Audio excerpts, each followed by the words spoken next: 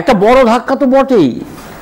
জসপ্রীত বুমরা না থাকলে ভারতের ব্যাটিং লাইন আপটা নয়, চিন্তা হচ্ছে বোলিং লাইন আপ নিয়ে। বুমরা আছেন, সঙ্গে অন্যরা, তবেই কিন্তু একটা বোলিং ডিপার্টমেন্টের গভীরতা তৈরি হয়। কিন্তু দেখুন, এমন একটা চোট পেয়েছে যে চোটের জন্য হয়তো ওকে বিশ্রাম নিতে বলেছে, আরও ট্রিটমেন্ট চলবে। কানে কানে বলে রাখি, আইপিএল যখন সামনে আসবে তখন কিন্তু বুমরাকে খেলতে হবে, তো সেটার ব্যাপারে নজর তো দিতেই হবে। অতগুলো টাকা, প্রায় 16-17 কোটি টাকা, সেটা তো চ্যাম্পিয়ন্স ট্রফি খেলে পাওয়া যাবে না। কিন্তু আপামর জনসাধারণ তাকিয়েছিল বুমরার সুস্থতার দিকে। বুমরা যদি সুস্থ হয়ে বোলিং করতে পারতেন তাহলে ভারতের পক্ষে বাজি ধরাটা অনেক সহজ হতো। এবারে বোলিংয়ের কি বলবো, যে শূন্যস্থানটা তৈরি হচ্ছে বুমরা না থাকার কারণে, সেটাকে পূরণ করা হচ্ছে একজন রহস্য স্পিনারকে নিয়ে। আমার মনে হয় না যে এটা একটা দারুণ মুভ। তার কারণ এশীয় উপমহাদেশে খেলা, এবং সেখানে পাকিস্তানের সঙ্গে খেলতে হবে, সেখানে বাংলাদেশের সঙ্গে খেলতে হবে, শ্রীলঙ্কার সঙ্গে খেলতে হবে। ফলে একেবারেই যে তিনি বাজিমাত করে দেবেন সেটা এক্ষুনি ভাবা সম্ভব হচ্ছে না। তার কারণ আমরা বুমরায় বুঁদ হয়ে আছি। কেন বুমরায় বুঁদ হয়ে আছি?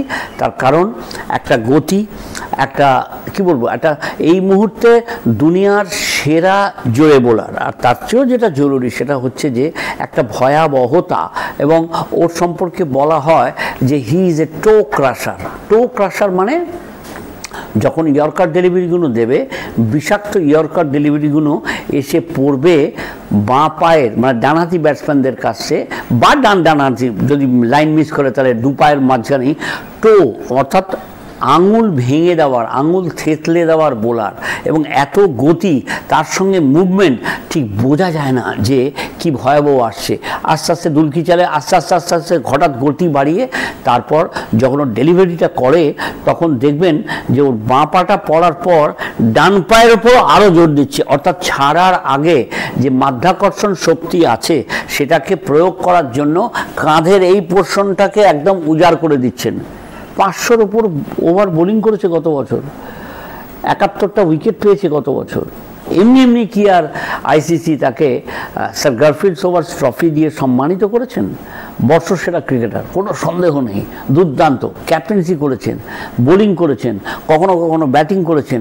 সুনীল গাভাস্কর মনে করেন যে টেস্ট ম্যাচটায় আমরা হেরে গেলাম, যার জন্য সিরিজ হেরে গেলাম, সেই সিডনি টেস্ট ম্যাচে ও উইকেটে আসার পরেই একটা পুল মেরেছিল। তো পুল মারার জন্য কি হয়, আপনার কোমরটাকে ঘোরাতে হয়, তো কোমরেই তো যন্ত্রণা। তো গাভাস্কর খুব আশাবাদী হয়েছিলেন যে 6টা দেখে যে কোমরটা ঠিকমতো বেন্ড করতে পারলো, ঘোরাতে পারলো, তাহলে ওদের বোলিংটাও করতে পারবে। কিন্তু পারেননি।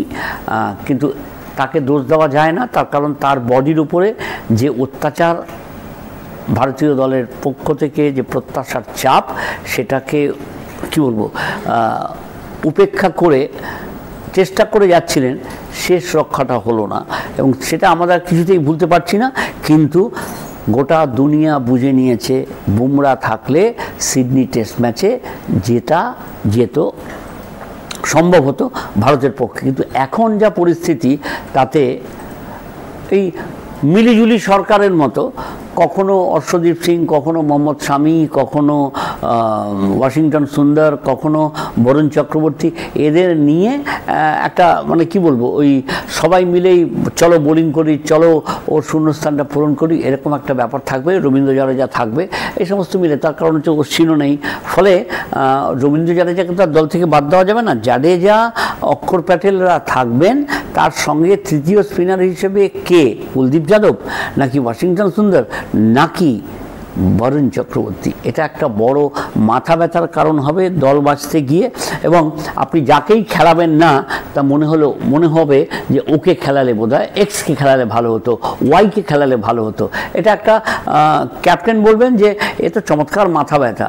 ভাই, চমৎকার মাথা ব্যথা তো থাকবেই, কিন্তু প্রথম 11 জন বাঁচতে গিয়ে যথেষ্ট সমস্যার সম্মুখীন হতে হবে গৌতম গম্ভীর এবং রোহিত শর্মাকে। এবং আমি জানি যে গৌতম গম্ভীর খুব চাইবেন একটা জোরে বোলার বাড়িয়ে খেলতে, এবং সেই জোরে বোলারটা কে সেটা নতুন করে বলতে হবে না, এবারই তো রানাকে সুযোগ দেওয়া হয়েছে। তো ফলে রানা যদি সুযোগ পায় তখন দেখবেন একজন স্পিনার কমে গেল, ফলে বোলিং ডিপার্টমেন্টটা নিয়ে একটা ভজগট কেস কিন্তু থাকবে। কিন্তু এসবের ঊর্ধ্বে উঠে ভারত যদি জিততে পারে তার এবং জেতানোর দায়িত্ব ব্যাটারদের নিতে হবে। তাই ওই রোহিত শর্মা কীভাবে আউট হয়ে গেলেন অথবা বিরাট কোহলি কীভাবে আউট হয়ে গেলেন এসব আলোচনায় না গিয়ে আমরা শুধু একটা কথাই বলবো, বোর্ডে যদি প্রচুর রান না থাকে তাহলে কিন্তু এই বোলিং শক্তি নিয়ে বড় ম্যাচ জেতা কঠিন হয়ে যাবে। বুমরাকে আমরা মিস করব। বুমরার জন্য বলবো গেট ওয়েল সুন, তোমাকে খুব ভালো ফর্মে সতেজ হয়ে ইংল্যান্ডের 5টা টেস্ট ম্যাচে ভালো বোলিং করতে হবে। বল ওখানে সিম করবে, সবুজ উইকেট থাকবে এবং তুমি আসছো তোমার আক্রমণের যাবতীয় বৈচিত্র্য নিয়ে, এটা আমাদের ভালো লাগবে, সেদিকেই পথ চেয়ে আছি।